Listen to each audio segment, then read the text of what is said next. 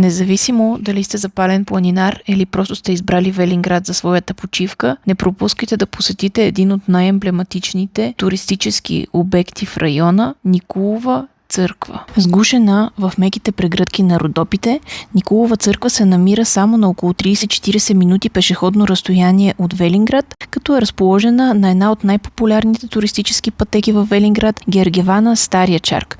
Това я прави и любима спирка за туристи и вярващи. Мястото е свързано с народни вярвания. Според местните предания, ако човек запали свещ и се помоли с чисто сърце на свети Никола, желанието му ще се сбъдне.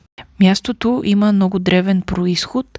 Николова черква е разположена върху градежите на средновековен православен храм, посветен на свети Николай Чудотворец. Като всички може би знаете, свети Николай Чудотворец е един от най-почитаните светци в християнството, независимо православието или католицизма. Известен е с множество покровителства. Той е пазител на моряци и пътешественици, на търговците и на банкерите, на всички хора в нужда и на децата. Най-вероятно знаете, това е интересен факт, че всъщност първообраза на дядо Коледа е именно свети Николай Чудотворец. Много местни жители споделят, че когато са си пожелали нещо в този параклис, то неминуемо се е сбъдвало.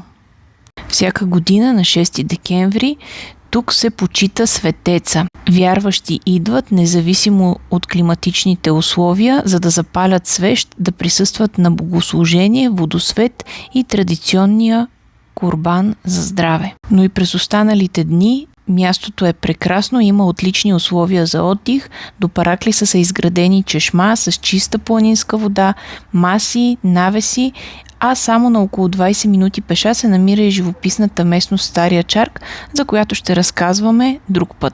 Но като цяло района на Велинград е богат на всякакви светилища, дори от тракийско време, ранно християнски, средновековни. Съществували са множество храмове и манастири, като например Свети Спас, Елин връх или така наречената Илийна черква, Гергевана, Гергьовица горе на Острец, Николова черква и още много други, което показва колко важен духовен център е бил районът на Велинград. И изобщо тази част на Родопите е едно многолико място с много природни дадености, скални феномени, минерални води, благоуханен горски въздух и с много история. Ако ви е интересно, последвайте ни и довиждане!